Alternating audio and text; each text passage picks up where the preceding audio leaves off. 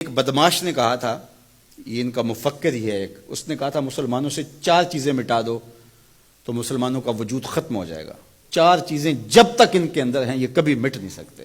وہ 4 چیزیں کون سی ہیں؟ اس نے کہا ایک قرآن، دوسرا حج، تیسرا جہاد اور چوتھا حضور علیہ السلام سے عشق۔ یہ 4 چیزیں اگر مسلمانوں سے ختم کر دی جائیں تو ان کا وجود توڑ کے رکھ دیا جائے گا۔ یہ بکھر بھی جاتے ہیں، یہ 4 چیزیں ان کو پھر کھڑا کر دیتی۔ تو قرآن مجید غیر متبدل ایک پیغام حق ہے اور اس کی زیر زبر بھی نہیں بدل سکتی۔ یہاں چچینیا میں اور ان ریاستوں کے اندر جب قرآن مجید چھین لیا گیا اور مدارس بند کر دیے گئے، مسجدوں کو تالا لگا دیا گیا، اور جو سبزی بھی بیچتے تھے وہ سبزی بھی دیتے تھے، قرآن کی آیتیں بھی سکھاتے تھے۔ گھر کے اندر ماں جو ہے وہ کپڑے بھی سیتی تھی اور ساتھ بچے کو بیٹھ کے قرآن مجید حفظ بھی کرواتی تھی۔ تو قرآن مجید ختم نہیں ہونے والا، اور اللہ نے آج بھی، یہ امت کے عروج کا زمانہ نہیں ہے، یہ امت کے زوال کا دور ہے۔ ہر گلی میں، ہر بستی میں، ہر محلے میں حافظ قرآن ہے۔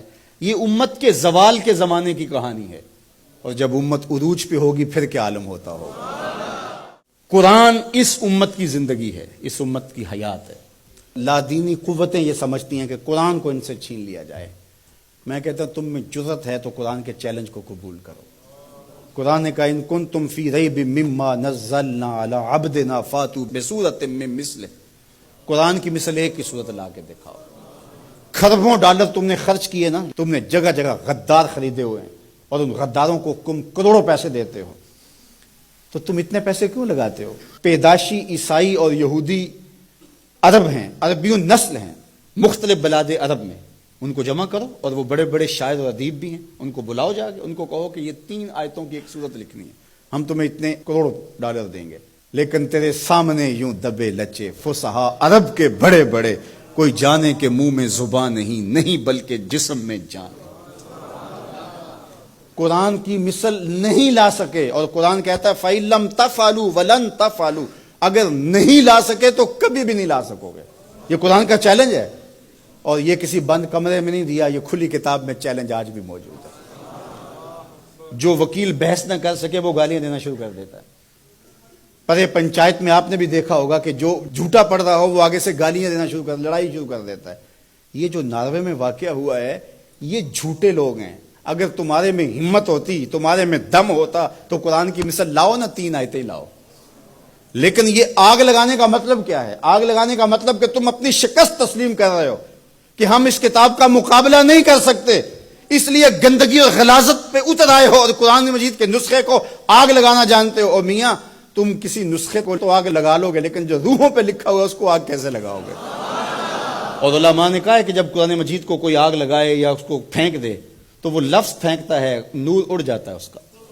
قرآن اللہ کی کتاب ہے، اللہ اس کی حفاظت کرتا ہے۔ تو یہ بات ذہن میں رکھیے، یہ شکست خوردہ ذہن کی علامت ہے کہ یہ جو کچھ کیا گیا ہے، یہ بالکل نکھٹو قسم کے، یہ ہارے ہوئے شکست خوردہ لوگوں کا مزاج ہے کہ وہ کتاب کو آگ لگا رہے ہیں۔ میاں یہ کیا بات ہوئی؟ دنیا کی کسی بھی تہذیب میں ایسا ہوا ہے؟ کوئی بھی دانشور ایسا کرتا ہے؟ تمہارے میں دم ہے، جرأت ہے تو اس کتاب کا مقابلہ کر کے دکھاؤ، اور تم نہیں کر سکتے اور کبھی بھی نہیں کر سکتے۔ اور یہ قرآن کا چیلنج 14 صدیوں سے موجود ہے۔